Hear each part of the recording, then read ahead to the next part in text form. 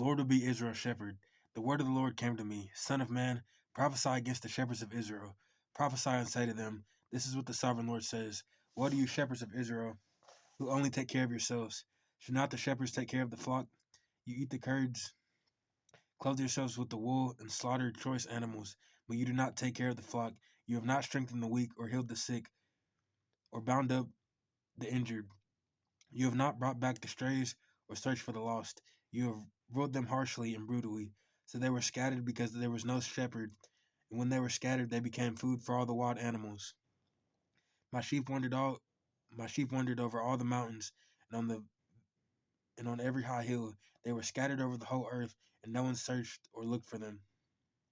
Therefore, you shepherds, hear the word of the Lord. As surely as I live, declares the sovereign Lord, because my flock lacks a shepherd, and so has been plundered and has become food for all the wild animals. And because my shepherds did not search for my flock, but cared for themselves rather than for my flock, therefore, you shepherds, hear the word of the Lord. This is what the sovereign Lord says. I am against the shepherds and will hold them accountable for my flock. I will remove them from tending the flock so that the shepherds can no longer feed themselves. I will rescue my flock from their mouths, and it would no longer be food for them. For this is what the sovereign Lord says. I myself will search for my sheep and look after them. As a shepherd looks after his scattered flock when he is with them, so I will look after my sheep.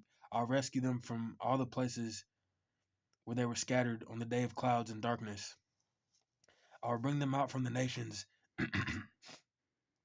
and gather them from the countries, and I will bring them into their own land. I will pasture them on the mountains of Israel, in the ravines, and in all the settlements in the land. I will tend them in a good pasture, in the mountains of heights of Israel. I will be their grazing land. There they will lie down in good grazing land, and there they will feed in rich pasture on the mountains of Israel. I myself will tend my sheep and have them lie down, declares the sovereign Lord. I will search for the lost and bring back the strays.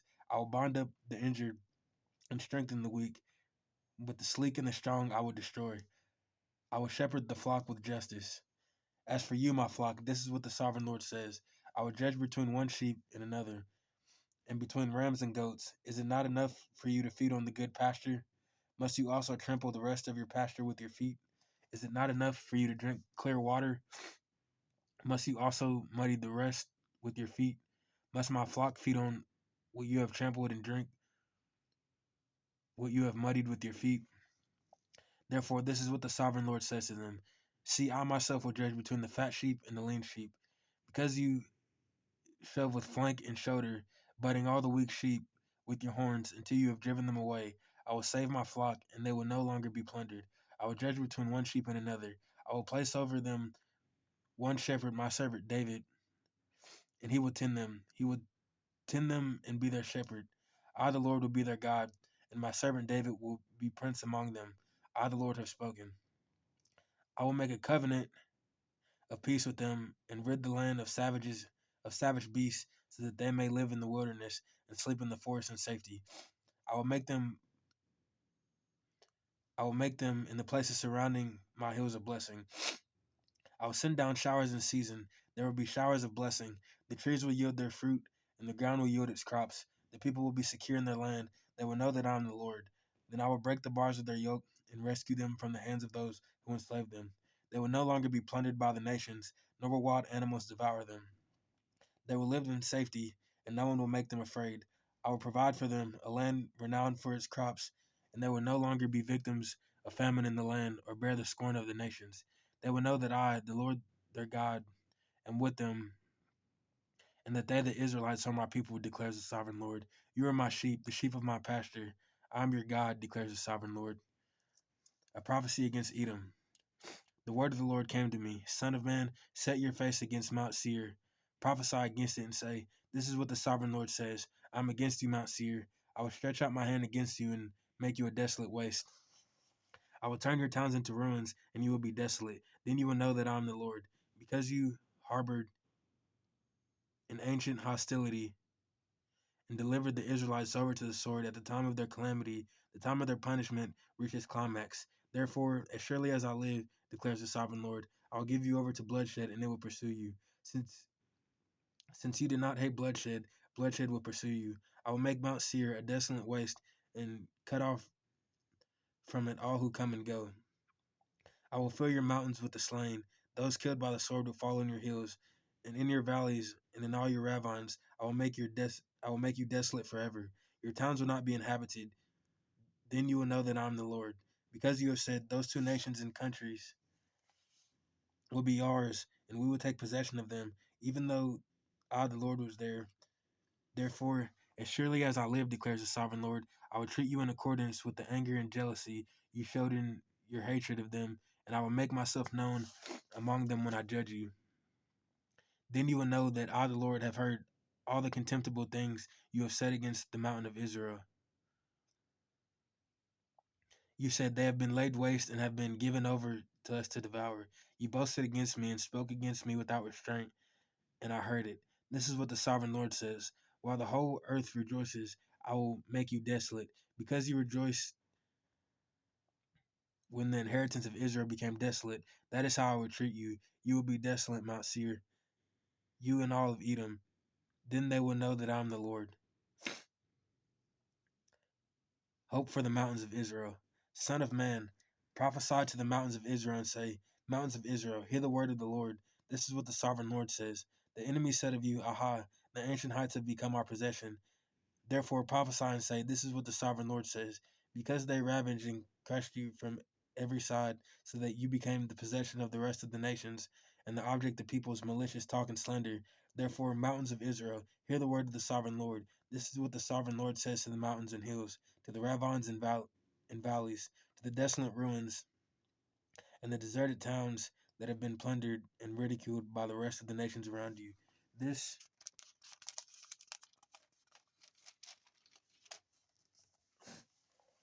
This is what the sovereign Lord says. In my burning zeal I have spoken against the rest of the nations, and against all Edom, for with glee and with malice in their hearts they made my land their own possession, so that they might plunder its pasture land. Therefore prophesy concerning the land of Israel, and say to the mountains and hills, to the ravines and valleys, This is what the sovereign Lord says. I speak in my jealous wrath, because you have suffered the scorn of the nations. Therefore this is what the sovereign Lord says. I swear with uplifted hand that the nations around you will also suffer scorn. But you, mountains of Israel, will produce branches and fruit for my people Israel, for they will soon come home. I am concerned for you and will look on you with favor. And you will be plowed and sown, and I will cause many people to live on you. Yes, all of Israel. The towns will be inhabited and the ruins rebuilt. I will increase the number of peoples and animals living on you. They will be fruitful and become numerous. I will settle people on you as the past will make you prosper more than before. Then you will know that I am the Lord. I will cause my people Israel, to live on you. They will possess you. You will be their inheritance. You will never again deprive them of their children. This is what the sovereign Lord says. Because some say to you, You devour people and deprive your nation of its children. Therefore you will no longer devour your people or make your nation childless, declares the sovereign Lord. No longer will I make you hear the taunts of the nations, and no longer will you suffer the scorn of the peoples or cause your nation to fall, declares the sovereign Lord. Israel's restoration assured. Again, the word of the Lord came to me, Son of man, when the people of Israel were living in their own land, they defiled it by their conduct and their actions. Their conduct was like a woman's monthly uncleanness in my sight. So I poured out my wrath on them, because they had shed blood in the land, and because they had defiled it with their idols. I dispersed them among the nations, and they were scattered through the countries. I judged them according to their conduct and their actions. And wherever they went among the nations, they profaned my holy name, for it was said of them, These are the Lord's people, yet they had to leave his land. I had concern for my holy name, which the people of Israel profaned among the nations where they had gone. Therefore say to the Israelites, This is what the sovereign Lord says, It is not for your sake, people of Israel, that I am going to do these things, but for the sake of my holy name, which you have profaned among the nations where you have gone. I will show the holiness of my great name, which has been profaned among the nations, the name you have profaned among them. The nations will know that I am the Lord, declares the sovereign Lord. When I am proved holy through you before their eyes, for I will take you out of the nations. I will gather you from all the countries and bring you back into your own land. I will sprinkle clean water on you, and you will be clean. I will cleanse you from all your impurities and from all your idols. I will give you a new heart and put a new spirit in you. I will remove you.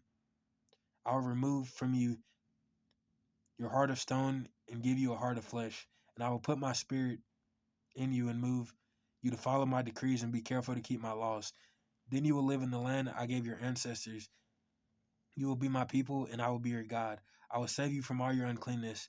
I will call for the grain and make it plentiful, and not bring famine upon you. I will increase the fruit of the trees and the crops of the field, so that you will no longer suffer disgrace among the nations because of famine. Then you will remember your evil ways and wicked deeds, and you will loathe yourselves for your sins and detestable practices. I want you to know that I am not doing this for your sake, declares the sovereign Lord. Be ashamed and disgraced for your conduct, people of Israel. This is what the sovereign Lord says. On the day I cleanse you from all your sins, I will resettle your towns, and the ruins will be rebuilt. The desolate land will be cultivated instead of lying desolate in the sight of all those who pass through it. They will say, this land that was laid waste has become like the Garden of Eden. The cities that were lying in ruins, desolate and destroyed, are now fortified and inhabited. Then the nations around you that remain will know that I, the Lord, have rebuilt what was destroyed, and have replanted what was desolate. I, the Lord, have spoken, and I will do it. This is what the sovereign Lord says.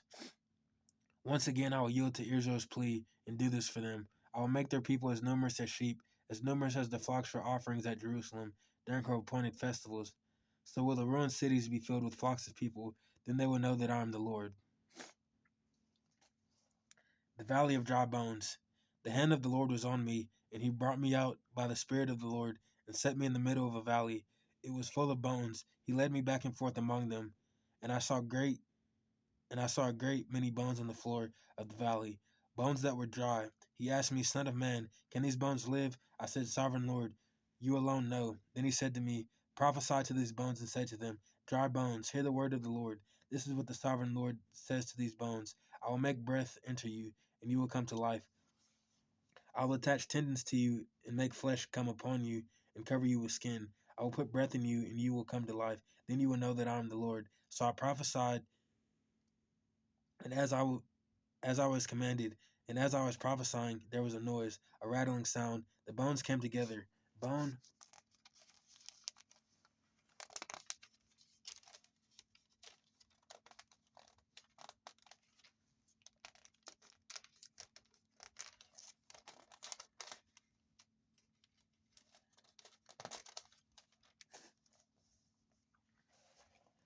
bone to bone.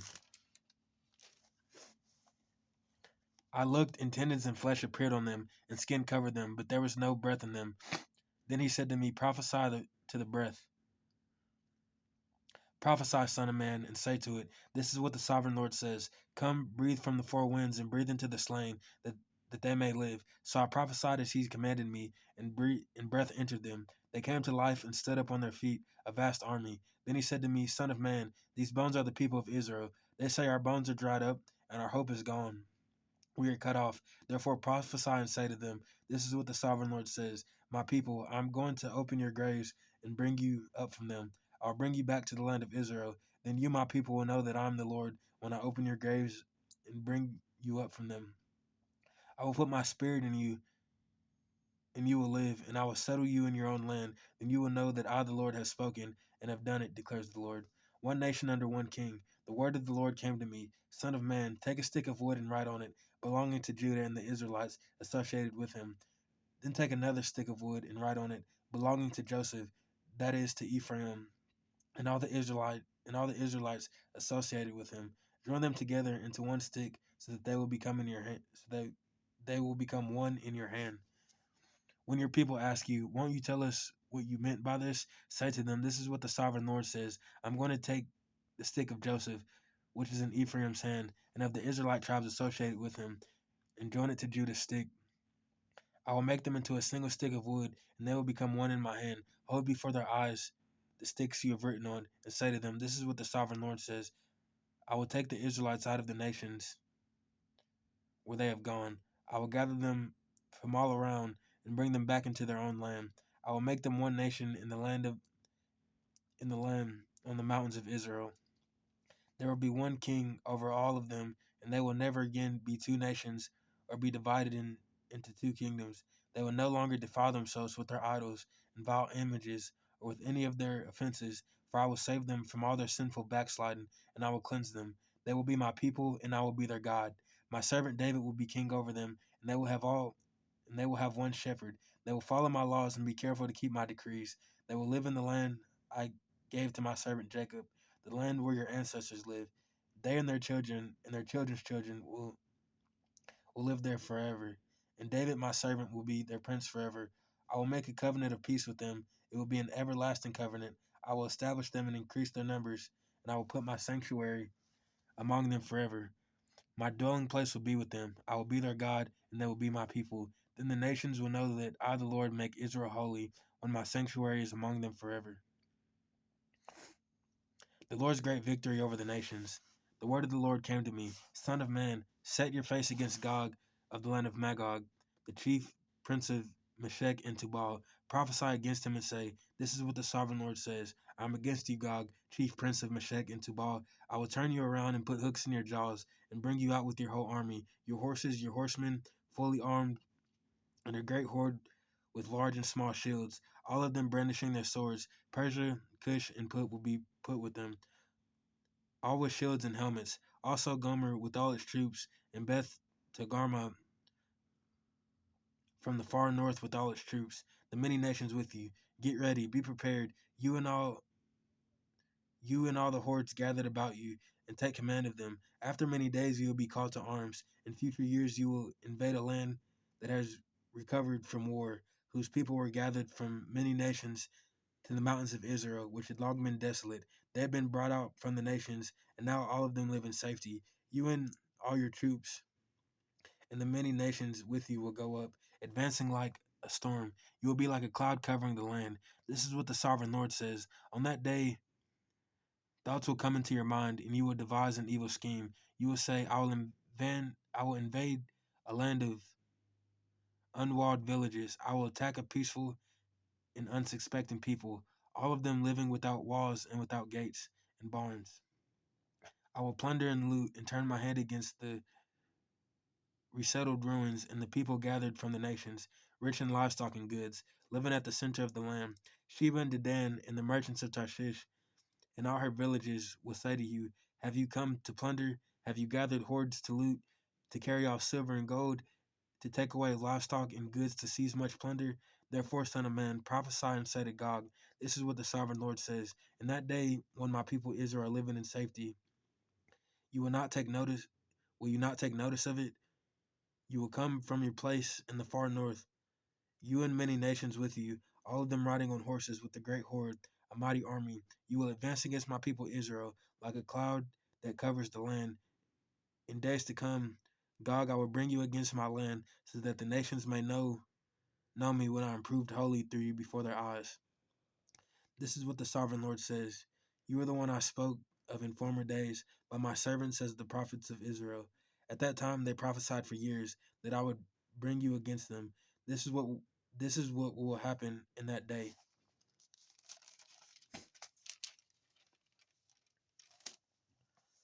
When Gog attacks the land of Israel, my hot anger will be aroused, declares the sovereign Lord. In my zeal and fiery wrath I declare that at that time there shall be a great earthquake in the land of Israel. The fish in the sea, the birds in the sky, the beasts of the field, every creature that moves along the ground, and all the people of the face of the earth will tremble at my presence.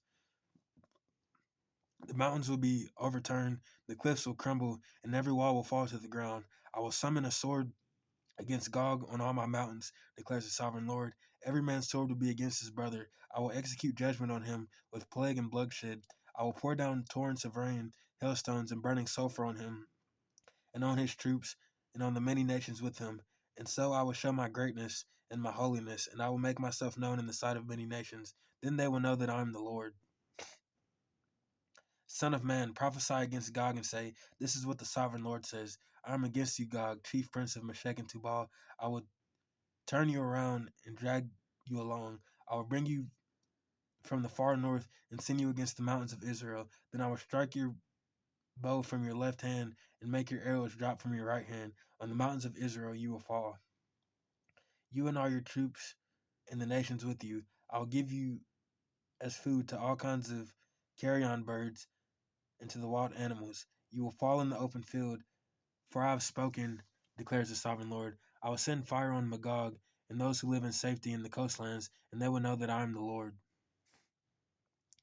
I will make known my holy name among my people Israel. I will no longer let my holy name be profaned, and the nations will know that I, the Lord, am the Holy One in Israel. It is coming. It will surely take place, declares the sovereign Lord. This is the day I have spoken of. Then those who live in the towns of Israel will go out and use the weapons for fuel and burn them up. The small and large shields, the bows and arrows, the war clubs and spears. For 7 years they will use them for fuel. They will not need to gather wood from the fields or cut it from the forest, because they will use the weapons for fuel, and they will plunder those who plundered them, and loot those who looted them, declares the sovereign Lord. On that day I will give Gog a burial place in Israel, in the valley of those who travel east of the sea. It will block the way of travelers, because Gog and all his hordes will be buried there. So it will be called the valley of Hamon Gog. For 7 months the, the Israelites will be burying them in order to cleanse the land. All the people of the land will bury them, and the day I display my glory will be a memorable day for them, declares the sovereign Lord. People will be continually employed in cleaning the land. They will spread out across the land, and along with others, they will bury any bodies that are lying on the ground. After 7 months, they will carry out a more detailed search as they go through the land. Anyone who sees a human bone will leave a marker beside it, until the grave diggers bury it in the valley of Hamon Gog, near a town called Hamona, and so they would cleanse the land. Son of man, this is what the sovereign Lord says. Call out to every kind of bird and all the wild animals. Assemble and come together from all around to the sacrifice I am preparing for you, the great sacrifice on the mountains of Israel. There you will eat flesh and drink blood. You will eat the flesh of mighty men and drink the blood of the princes of the earth, as if they were rams and lambs, goats and bulls, all of them all of them fattened animals from Bashan. At the sacrifice I am preparing for you, you will eat fat till you are glutted, and drink blood till you are drunk. At my table you will eat your fill of horses and riders, mighty men and soldiers of every kind, declares the sovereign Lord. I will display my glory among the nations, and all the nations will see the punishment I inflict and the hand I lay on them. From that day forward, the people of Israel will know that I am the Lord their God, and the nations will know that the people of Israel went into exile for their sin, because they were unfaithful to me. So I hid my face from them and handed them over to their enemies, and they all fell by the sword. I dealt with them according to their uncleanness and their offenses, and I hid my face from them. Therefore, this is what the sovereign Lord says: I will now restore the fortunes of Jacob. I will have compassion on all the people of Israel, and I will be zealous for my holy name. I will forget their shame and the unfaithfulness they showed toward me when they lived in safety in their land with no one to make them afraid. When I have brought them back from the nations and have gathered them from the countries of their enemies, I will be proved holy through them in the sight of many nations. Then I will know then they will know that I am the Lord their God. For though I sent them into exile among the nations, I will gather them into their own land, not leaving any behind. I will no longer hide my face from them, for I will pour out my spirit on the people of Israel, declares the sovereign Lord. The temple area restored. In the 25th year of our exile, at the beginning of the year, on the 10th of the month, in the 14th year after the fall of the city, on that very day, the hand of the Lord was on me, and he took me there. In visions of God, he took me to the land of Israel and set me on a very high mountain, on whose south side were some buildings that looked like a city. He took me there, and I saw a man whose appearance was like bronze. He was standing in the gateway with a lining cord and a measuring rod in his hand. The man said to me,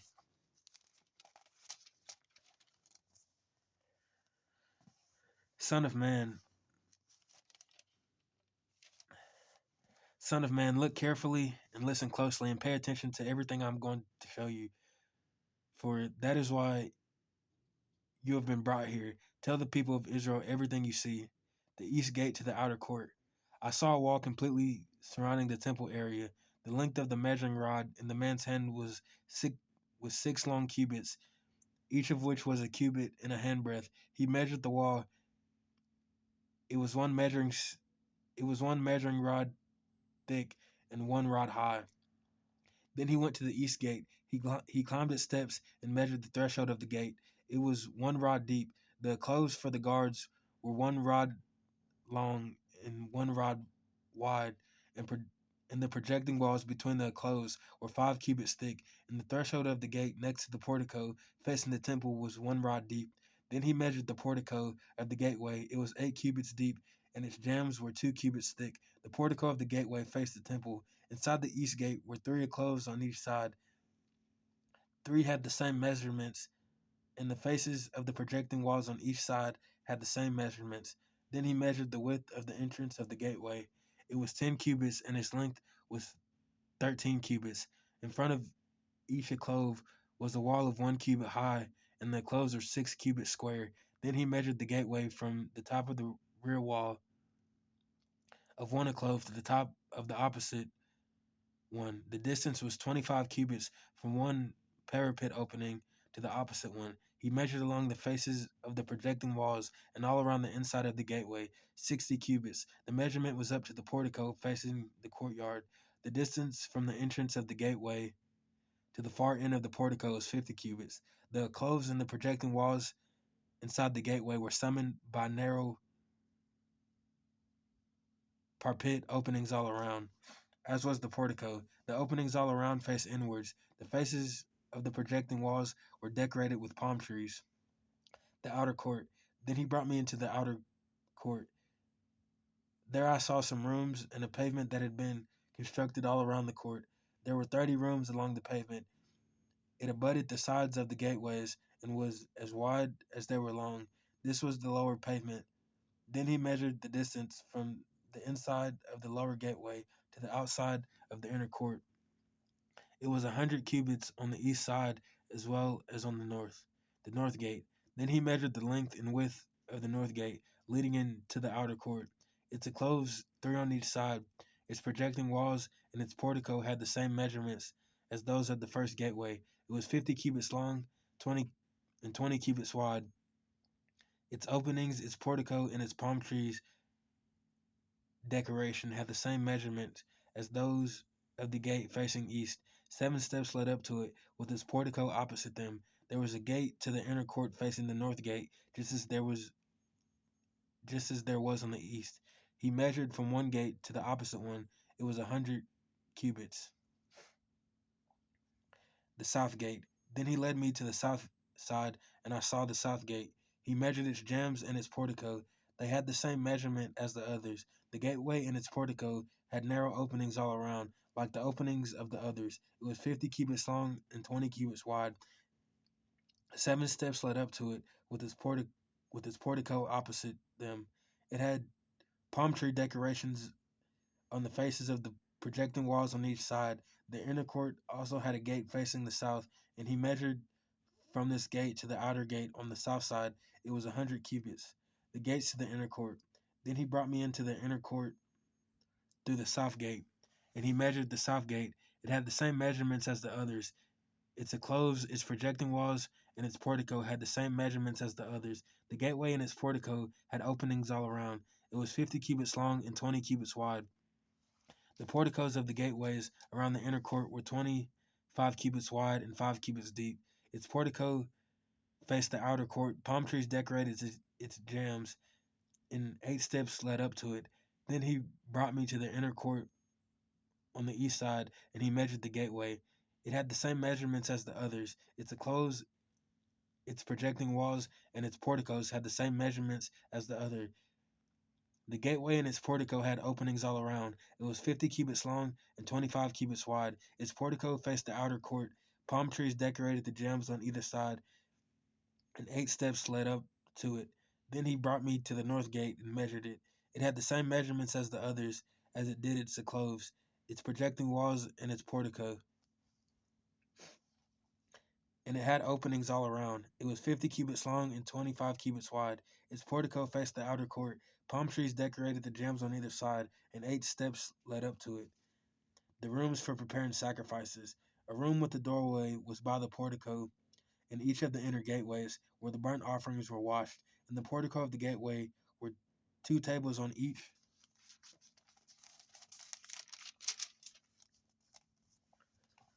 side, on which the burnt offerings, sin offerings, and guilt offerings were slaughtered. By the outside wall of the portico of the gateway, near the steps at the entrance of the north gateway, were 2 tables, and on the other side of the steps were 2 tables. So there were 4 tables on one side of the gateway and 4 on the other, 8 tables in all, in which the sacrifices were slaughtered. There were also 4 tables of dressed stone for the burnt offerings, each a cubit and a half long, a cubit and a half wide, and a cubit high. On them were placed utensils for slaughtering the burnt offerings and the other sacrifices, and double-pronged hooks, each a handbreadth long, were at the table to the wall all around. The tables were for the flesh of the offerings. Rooms for the priest. Outside the inner gate, within the inner court, were 2 rooms, one at the side of the north gate facing south, and another at the side of the south gate and facing north. He said to me, the room facing south is for the priests who guard the temple, and the room facing north is for the priests who guard the altar. These are the sons of Zadok, who are only Levites, who may draw near to the Lord to minister before him. Then he measured the court. It was square, 100 cubits long and 100 cubits wide, and the altar was in front of the temple. He brought me to the portico of the temple and measured the jambs of the portico. They were 5 cubits wide on either side. The width of the entrance was 14 cubits, and its projecting walls were 3 cubits wide on either side. The portico was 20 cubits wide and 12 cubits from front to back. It was reached by a flight of stairs, and there were pillars on each side of the jambs.